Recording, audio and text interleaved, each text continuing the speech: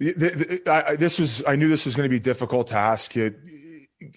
Are you okay with taking us through the day, or at least what you can remember of everything that transpired? One of the worst days in hockey history. It brought the country of Canada together, the whole hockey community. You saw really everybody come together after the situation that happened, and it was obviously a very difficult one. Yeah, so for sure. It was just a normal game day, and I can't stress that enough. It was just a normal game day. Obviously, we had our backs against the wall, and if we lost, we were out. But we knew what we had to do, and we believed in our dressing room. We really believed we could win it. We knew that we were a solid team, and we did blow those two leads. We made some adjustments the night before on video. So we came to the rink, had a little pregame skate. Lots of guys did the normal routine. So we went to Johnny's Bistro for a pregame meal, or I guess a pregame brunch. And me, myself, and my roommates, so Stephen Wack, Bryce Fisk, went back to my place at Carla's, or our place at Carla's, and had a pregame nap, got ready, and headed out the door, went back to Johnny's, grabbed a pregame meal, and went to the rink, grabbed a stuff, loaded on the bus, and hopped on the bus. And so it was no different than anything else. It was just, we were prepared, but knew what we had to do. We had to go and win. And that was about it. And so on the bus, there's guys playing cards, joking around, listening to music, watching TV, or watching a show on their phone. Yeah, it was just a normal bus trip. And I think the cool part about buses is it feels like a safe place. And so many memories are created there too. Like, I know some of the best times have been on the bus and just joking around, hearing stories, and just bonding with your teammates is from the bus. And so for me, that was something that I always took pride in and enjoyed, was just the time alone with my teammates on the bus and on our road trips, having fun together. And so right before the crash, I ended up changing. I only changed into my suit about half an hour out. So we wear our tracksuits on the bus, and then we change into our suit. I know lots of junior teams do that, so it's not really unfamiliar. And then sat down, tossed my suit up, and sat down. And I sat in the aisle seat. I was in row 12. And so that was about really it that I remember. I guess, there's some guys in front of me. I started laughing and all that because we're all laughing on the bus. And then I was like, okay, this is way, way too much. I got to tone it down, put in my headphones here. I got to focus up. We got a game to play. And I like to visualize before the game. So I ended up putting in my headphones, hit play, put my head down. And then that was the last thing I remember. Everything else went black. And so I woke up in the hospital 4.5 days later. And I was with it in the hospital. I was in post-traumatic amnesia, it's called. And it's a state of consciousness where you are talking and moving and interacting with people, but you don't remember it. As some would say, it's like you're blacked out kind of thing, where you're still coherent and still doing things, but you just don't remember it. And so I was in that state for 4.5 days and was in and out a bit more afterwards. But that was really when it came to my senses of what had happened, and I learned about the tragedy. Just going back to one of the things you said about the bus being the safe space. And I remember talking to a bunch of guys afterward, and you, as a player, you reflect, you're like, how many times were you in the bus joking around with the guys, playing cards, and how special of a place it was. And like you said, that was the one thing that resonated. And then now you mentioned that it happens and then you don't remember anything for 4.5 days. When you finally come to, how long till everything was even able to sink in at what had happened?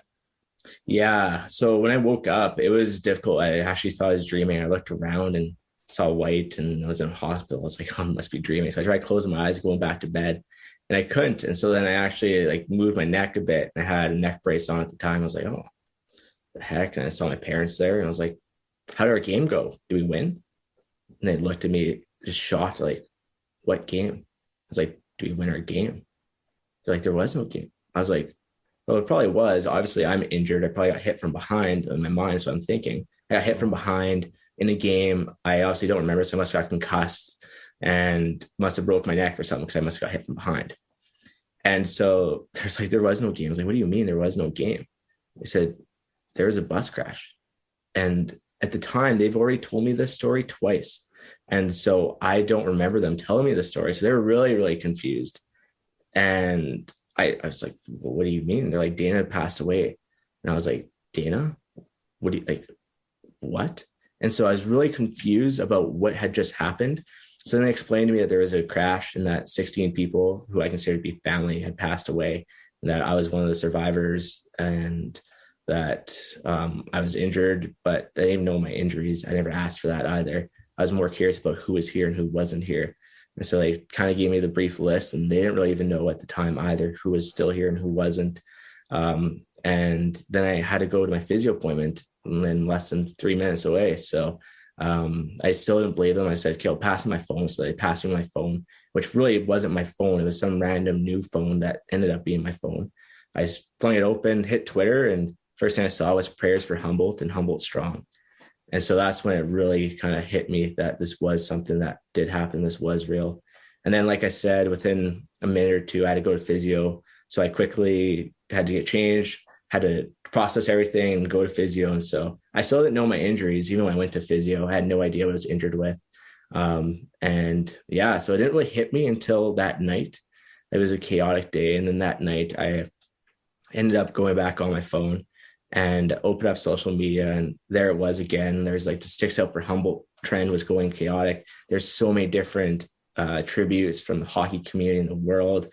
So that was just unbelievable. And I was taken back, and I still am today, from all the support. But in the time, it was super difficult. And I went to text my roommate, Stephen Wack, and I realized that he wouldn't receive the text that I was going to send. So then that was when it really hit me even more, was after that. And yeah, it was not easy whatsoever. And then you ask the questions like, why am I still here?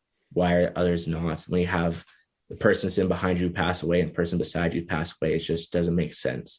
And so for me, that was one of the tough parts about it, was just how come they aren't here and why am I here if that happened? So that was hard at time, but I was able to get through it through looking through their social media profiles and healing from that.